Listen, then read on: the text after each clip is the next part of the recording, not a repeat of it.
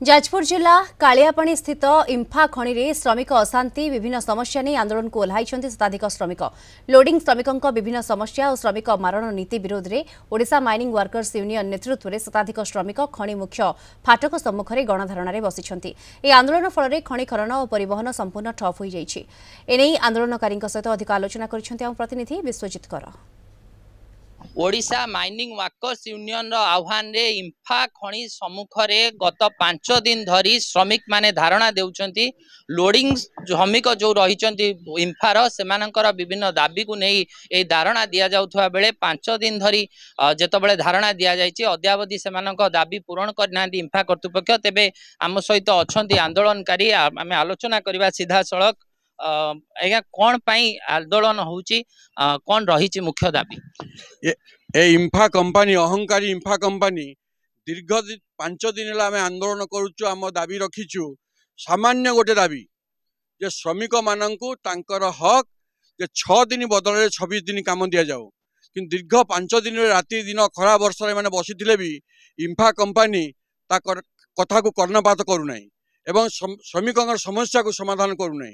किंतु जदि इंफा कंपनी आज खाली श्रमिक विरोधी नुहे इंफा कंपनी ये हूँ सुकिंदा विरोधी ये हूँ सरकार विरोधी। कहीं ना इंफा कंपनी खाली श्रमिक को शोषण करुच्ची नुहे ये सुकिंदा लोक शोषण करुच्ची।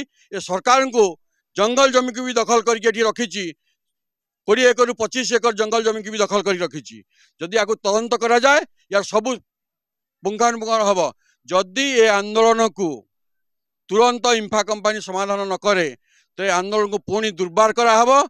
जे पर्यंत दाबी पूरण न होईची से पर्यंत आंदोलन चालू रहिबो। प्रथम पर्याय आलोचना होइतिला सेथिरे से माने सेफ्टी को आलोचना करचंती जे सेफ्टी नाही जागा नाही सेति आमे देई पारिबु नाही।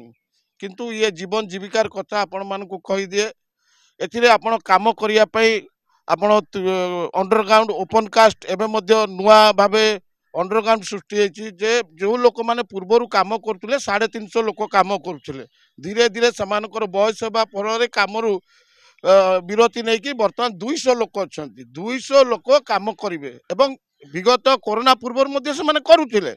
आम ये नुआ योजना नुआ काम नुआ लोक निजुक्तिर कथा कहूनु कहूँ से लोक मैंने जो लोक मैंने कोरोना पूर्व 26 दिन धरी काम करुले 6 दिन कर 6 दिन किंतु कर काम किंतु 26 दिन चलुची 30 दिन चलुची मेसीन द्वारा चलुची। आमे कहूँ आप मेसीन करंतु आमर मना नहीं किंतु ए लोक मान अंतत पक्षे 26 दिन ये अधिकार कथा पेट पाटणार कथा जे पर्यंत दाबी हासिल करानी मु दाबी कथा कहेनी नार्य अधिकार हासिल करना 26 दिन काम पाईना से पर्यंत ये आंदोलन चालू रहिबो।